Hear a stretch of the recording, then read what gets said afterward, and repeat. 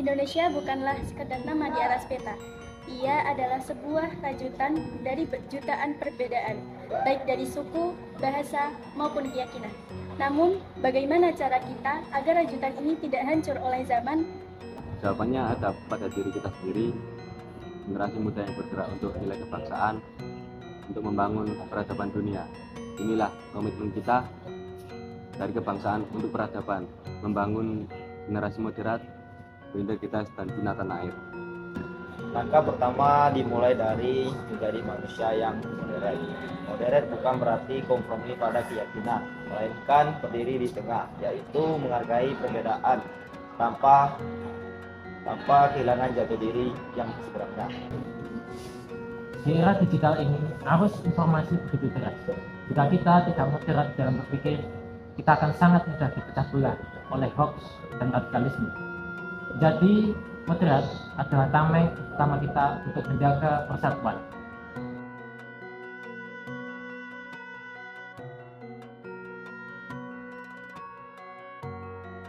Baik. Menanamkan rasa cinta tanah air pada generasi muda tanpa ada kesan kaku. Sebenarnya cinta tanah air itu adalah bukti cinta yang lebih besar dari kumpulan-kumpulan cinta yang sebenarnya sudah ada pada manusia. Ya paling tidak untuk menanamkan rasa cinta tanah air itu lebih dulu itu menanamkan rasa cinta atau memahami rasa cinta kepada semua hal yang ada dalam tanah air. Nah, dalam arti seperti ini. Kasarnya gini, saya atau sampean pasti mencintai orang tua, mencintai saudara-saudara, mencintai sanak family atau orang-orang yang kita cintai. Nah, cinta tanah air itu untuk bisa dirasakan paling tidak diawali bagaimana kita mencintai mereka. Bagaimanapun mereka juga bertempat tinggal di tanah air. Ketika kita tidak mencintai tanah air dan akan ada kerusakan pada tanah air, sama saja kita juga merusak orang-orang yang kita cintai. Contoh, katakanlah kita mempunyai kekuasaan atau mempunyai uang, tapi rasa cinta tanah air kita nggak ada. Misalkan punya pabrik, limbah dibuang sembarangan, ya kan.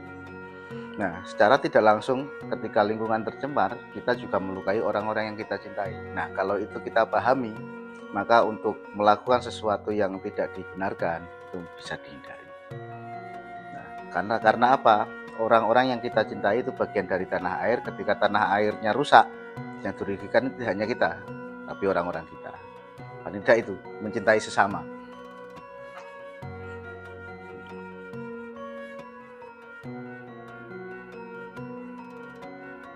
Yang maksud benturan ekstrim itu informasi gitu ya, informasi yang tidak ada bendungannya ya. Nah, karena kita adalah generasi Islam yang memahami, yang mengikuti paham aswaja, ya kita lihat bagaimana Rasul itu menjawab tantangan zamannya ketika itu. Yang jelas seperti ini, dalam Islam, dalam fikih tentunya, apapun sesuatu benar kelirunya terjadi atau tidak itu kita mengenal istilahnya tabayun. Tabayun itu memastikan itu benar atau tidak. Nah, kalau dalam kekinian yang dimaksud tabayun itu adalah riset mana yang benar, mana yang salah. Karena yang namanya media sosial kita tidak bisa menghentikan arusnya. Yang namanya scroll HP tetap scroll, postingan tetap postingan. Yang kita lakukan adalah kita harus paham dulu. Pertama ada 3 hal, baik dan benar atau salah, kemudian baik atau buruk, kemudian bagus atau tidak bagus. Nah, kita perlu paham itu. Sekiranya kita tahu informasi dan kita tahu bahwa itu tidak benar, ya jangan diikuti. Atau kalau itu tidak baik, ya jangan diikuti. Karena bagaimanapun informasi datang, itu tidak bisa kita bendung. Yang kita lakukan adalah kita yang membatasi diri. Nah, dalam aswaja membatasi diri adalah itu tadi, salah satunya paham fikihnya, paham tabayunnya. Nah, kalau kita pegiat media digital, misalkan kita konten kreator atau punya postingan, untuk membentengi diri kan cukup itu. Kita tahu mana benar salah, mana baik buruk, mana bagus tidak bagus. Dan untuk membentengi orang-orang sekitar kita, paling tidak kita memposting atau menginformasikan sesuatu itu yang benar-benar bermanfaat. Karena itu termasuk salah satu cara untuk mengcounter istilahnya postingan-postingan yang nggak manfaat, ya kita perbanyak postingan yang manfaat. Kira-kira gitu.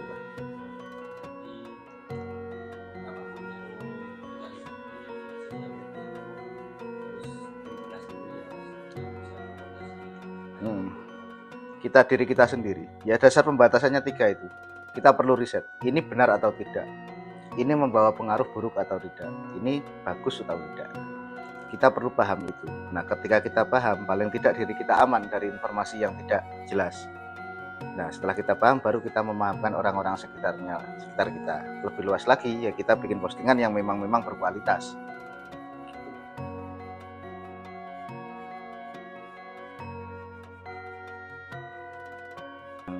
Cukup berat sebenarnya.